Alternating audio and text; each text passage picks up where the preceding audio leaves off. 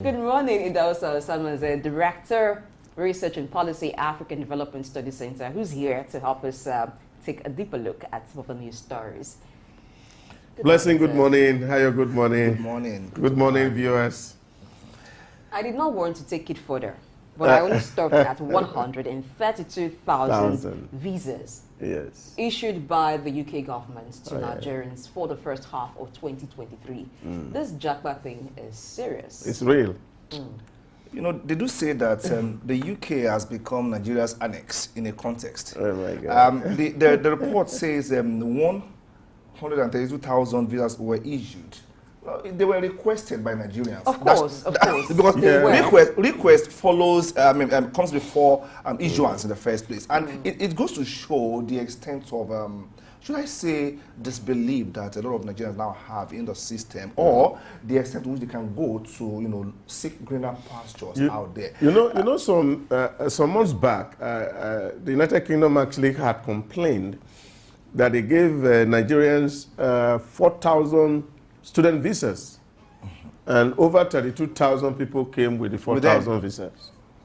Really? Yeah. So if we get the reports from other countries as to how many visas has been issued to Nigerians the first half of this year, I guess the figure will be alarming by the time you check the number of visas that the US has issued, the number of visas that Canada has issued, the number of visas that other countries has issued.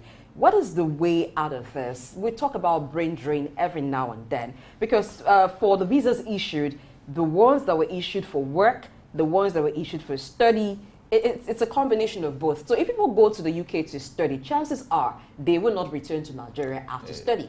Now, when people go there to work, chances are they will resettle their family.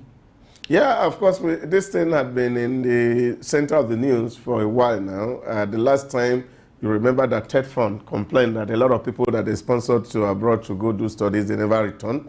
But you see, the real challenge we have as a people is that we don't have faith in ourselves.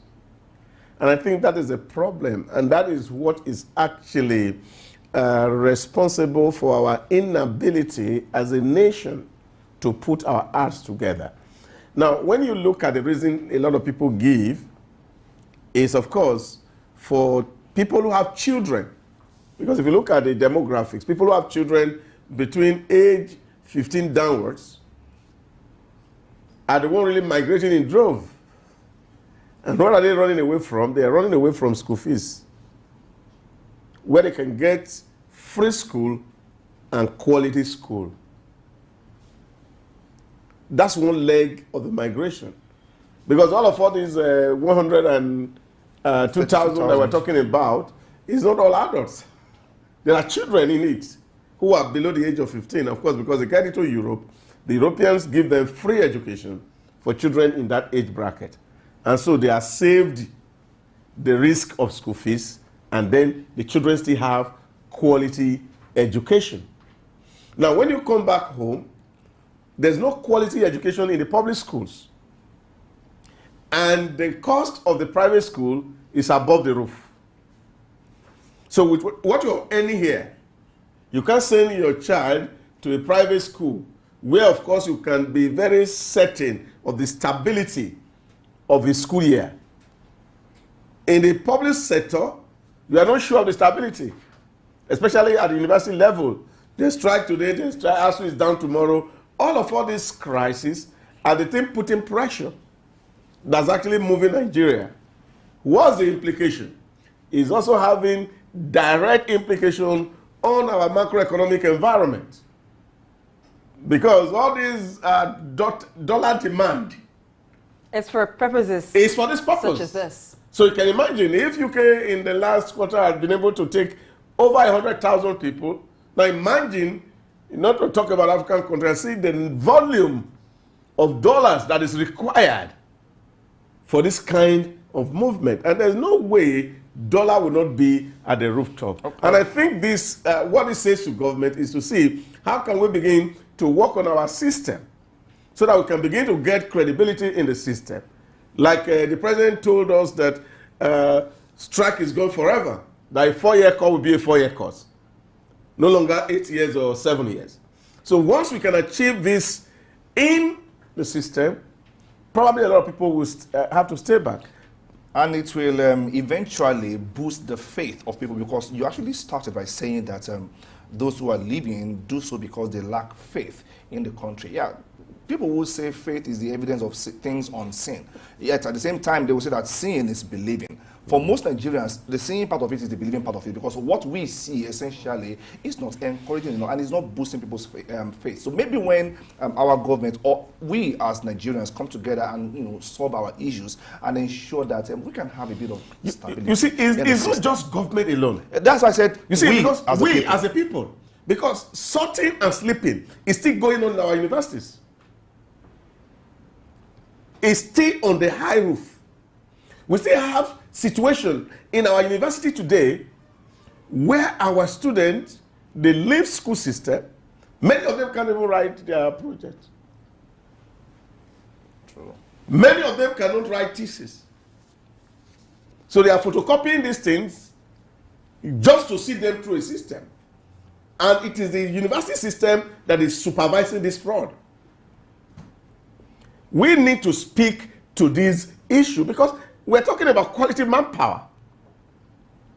One time I went to one of our schools and they said there was a student who studied geography and regional planning with a second-class lower division. And they asked him to define geography. He couldn't define it. They had to probe and they went to the university to see, did this chap went this through the school because they thought it was a fake result. They got there, all his results in the schools are intact. But DSS has been probing that. I don't know to what extent they have been able to find it out, but this chap, they gave him what is it called? An application. He could not. So how did he pass the course? In short, the vice chancellor herself was dumbfounded because number one, it's not just one course. He took electives in other departments. How did he get through it? And then had the result, and they cannot defend it. This is the challenge with our university system. This is why people are not having faith in the system. This we must deal with seriously. I guess that was an extreme case of, gross, I wouldn't call it stupidity, for want of a better expression.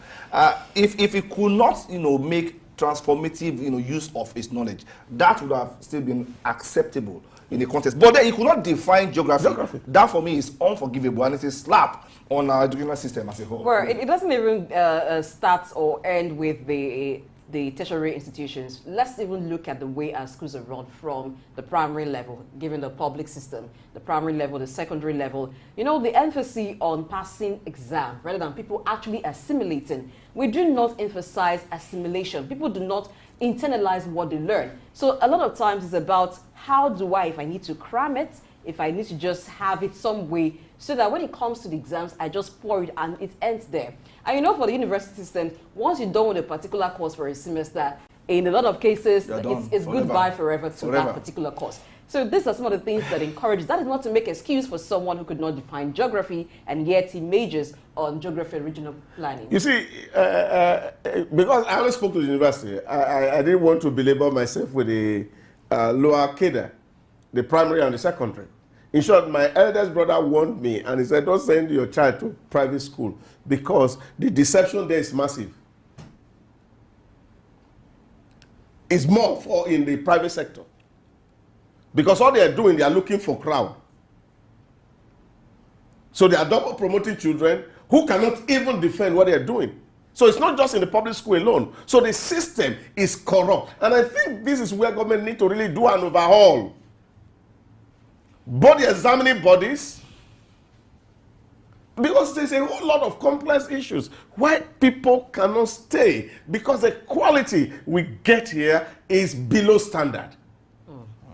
All right, we'll leave discussion here and move on to other matters. When you talked about the private school system where they're looking for crowd, I just remembered there's a particular phrase that someone used to describe that. It calls it the let my people go system. Yes. Nobody fails. Everybody at the risk of arguing, there are some private schools that take exceptions to that.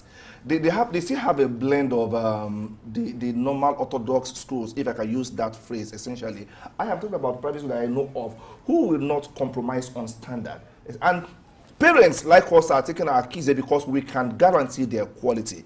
If you have, the school my child attends, for instance, if you have C6 in the subject, that is what you will have if you take that subject, that exam anywhere in the world. But the question is, how many of those schools exist compared to those who will compromise, like the also said? And trust me, the answer is no. More schools will compromise because they want the crowd, as against the few of them that will, do the needful. So there is work for everybody, for government, for the educational system, and even parents, to ensure that we have the needed quality, not just in the educational system, but in every aspect of the economy. And then we'll move on to the Lagos State government issuing a warning to residents against crossing the electrified track of the new Blue Rail line, which is set to begin full commercial operations today. Today is the 4th of September, so the inaugural train ride will start today. The Chief Press Secretary to the Lagos State Governor, Gboyega Akosile, has emphasized the dangers of crossing the rail lines and urged citizens to use the overhead bridges provided by the government. But the question is, did the residents need to have a warning like this resounded? Like, don't you fear for your life? Why would you choose to cross a rail line when there's an overhead bridge provided? Okay, I think Lagos residents have 7 lives. Okay, so they photocopied them. Yeah, they photocopied because like forget the blue lines, the blue rails or the blue lines. Forget the fact that it can get electrocuted. Even normal, overhead bridges are not made use of in Lagos. You see the bridge just there. The energy investment of climbing the bridge and going to the other end seems to be too much to make for Lagosians, and they prefer to create paths where there are no paths. You see them trying to shift all those dividers into 2 so that they could force their way inside. I don't understand where that is coming from. We see danger. They say one of the things that make you a human being is when you see danger, you run away from danger. But here in Lagos, people see danger and they walk towards danger. And I keep questioning, are we still human? So I don't understand it. We're human. I think it's just the way people think. If you remember the work of Lee Kuan Yew, he said when they started the transformation of Singapore, one of the things that they had to do was to first of all remove the third world mindset from the people. But by the time they were building skyscraper, people were still rearing fowls and pig inside their houses, and the places were stinking. And it took the government a lot to take this thing off the mind of the people. It is the same issues we are talking about, ability to think. And I think that is what is greatly missing in our environment, because people don't know that they can die. They're just looking for a quick way to get off things. And it is this, quick, they call it the microwave kind of a lifestyle syndrome that is really our problem. We want everything fast, very quick, and now. Nobody has patience. Nigerians are the most impatient people on earth. On earth. We are so impatient. This is why we breaches processes. You can't see it anywhere. When we're in a queue, we want to jump. we cannot just tolerate. People cannot wait for orderliness. This is a real issue. But when Nigerians travel abroad, when they leave the shores of the country, they comply essentially. Is it now not you still see those? You still see the traces there. You said what? You still see the traces. Because it's okay. Let me give you an instance. It is not uncommon to find a man peeing on the roadside in Nigeria here, because and when you ask him why, I am pressed. But when you travel over there, you just press the press naturally. Somehow you don't get pressed enough to go to the roadside and do it there. Why? The same people, the same brain that they have. I think it's more of a systemic damage. It's not system. It's not system. You see, the way the system also is designed, which is also, we also need to actually speak to some of these issues. If you see the metro system, for example, in UK, in Paris, it's not even possible for somebody to cross it because the way it's designed. Now, there was a certain time a train crushed somebody in Abuja. And you see that train was passing through a community. No fencing. No fencing. And when you see, because that's an access point for the community to come out, You see, even the people that put the gravel on the track did it so shabbily that the iron was this high and the gravel was down. And the possibility of car tires stucking in the track was very high. Is that still not systemic?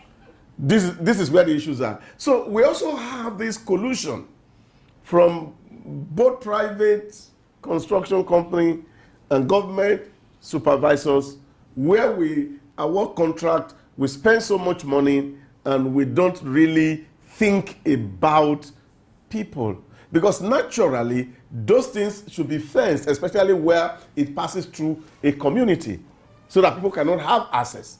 But I also have seen situations where, of course, those barricades were done in Ojota those days, and in the night, some people go to pull it down so that they can walk across. So this is also very terrible. Well, maybe for the overhead bridges and the alternate routes that people can use in such cases should also be placed at strategic points, because sometimes you find the overhead bridges placed very, very far, or far from where the residents would normally maybe get off a bus or come out to go to wherever they want to get to. So because it's far and people are naturally impatient, it's also a reason, not that it's justifiable. So I think in the construction of our road system and in everything, it should be intentionally done to make it easy for people to comply. Okay. It will be closer to some people, but will still be far to some people. It can never. We can't be. It can't be close. We can't be equidistant to it. It can't so be. See, let's just call it a spade. A spade. Don't call it a spoon. It is wrong. It is wrong. Yeah, I never said it was right. I'm only asking. I know. Because if you get to some other climes, you actually see. The last time I wanted to use the metro in Paris, I had to actually trek, and I counted 1,000 steps. Really? That's it. Wow. Well, that's some exercise, dude. Keep fit. You don't need to go to the gym. All right, we are in September and it is still flood season, as the Lagos State government has issued a flood alert for September 2023 based on an updated 2023 water releases forecast for flood control. So the government has alerted the residents in potential flood-prone areas. The government has expressed its concern for the safety of the residents and property, urging them to be prepared to move to higher ground if signs of flooding occur. So when they move to higher ground, is there some form of accommodation for them? I don't know what higher ground will mean. But then, of course, again, like we say, because the way a lot of things are done here, where many people were so desperate about the things that we do, and we see people building against nature. And of course, you should expect the rebuttal from nature. If you block a natural access point to water, what are you going to expect? When the water comes in full force, it will sweep you away. And I think it's just common wisdom for people to understand that if we want to do construction around areas that, of course, are prone to flooding or close to the body of water, we must be conscious of how we build so that we will not go over this issue of flooding, people taking over and over again. But then there should be there is an approving authority. Who approved the buildings in the first place? How many buildings in Nigeria has approval? No, even if it's just one out of 1,000, who approved that one? With due respect, Wike went ahead and he started, pulling down houses in Abuja. Some are complaining really. Shouldn't someone be pulling down houses along these flood-prone areas? Because all the time we keep announcing there will be flooding, move. People are not moving. Yeah, but you see, why I'm saying this, you can talk about Lagos, you can talk about Abuja. But you see, even in Abuja, maybe in the city center, and Lagos, people build anyhow. If you go to Ogba, you see a gully there. Go and see houses there. You think they have permit to build? But to build a house. Many people take laws into their hands. They just get into a place and they start construction. I told you a story here before where somebody saw an empty land and they enter into it and they started to build it up. So not many of them have, How many houses has government approval and drawings? But it takes quite a time to build a house. So if the enforcers of these laws were actually doing oversight functions or were moving out of the office, how come there are so many houses built on floodplains and they allowed it to go on only for the houses to obstruct water flow? Well, I don't think I can answer that question. Well, maybe you have an answer. I don't have an answer. All right, I think that's a question for the ministry to answer. Instead of us going the hard way, being reactive, I think we should just like be somebody proactive said, as Nigeria well. is like a Charlie Boy show. Anything can happen. I think we have gotten to a point where we should turn that backward. Things should Yeah, just but because happen you see, now. because the real issue is that, and that's why a lot of people see, you cannot have a system that functions if the civil service is weak. And we have a weak. And we have a very weak civil service, whether at the federal level and at the state level. Every nation that has survived and is working is a strong civil service. But like they say, when you pay peanuts, you hire monkeys. monkeys become your workers. And this is what we really need to address as a nation, so that we are be able to motivate people who work so that they don't turn their eyes when some certain things are happening. Because they also have bills to pay, and as it is, when you look at the wage structure in the public service, where of course labor are crying that their wages cannot take them home. All right, so before we go, let's take a look at something from the foreign scene, where an independent inquiry in South Africa has found no evidence to support the U.S. claim that a Russian cargo ship, Lady R, collected weapons from South Africa in December 2022, destined for Russia.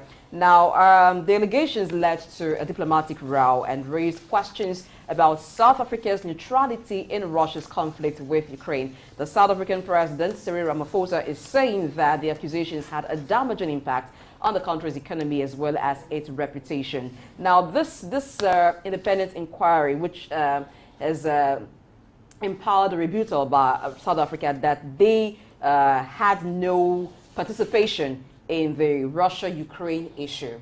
Idausa, what's your take on it? The U.S. claim that the South Africa actually there was a Russian cargo ship, Lady R, collecting weapons from South Africa last year to Russia. But an independent inquiry has released an evidence that shows that that did not happen. And the South African president is saying that the accusations had a damaging impact on the country's economy as well as reputation, because that statement by the U.S.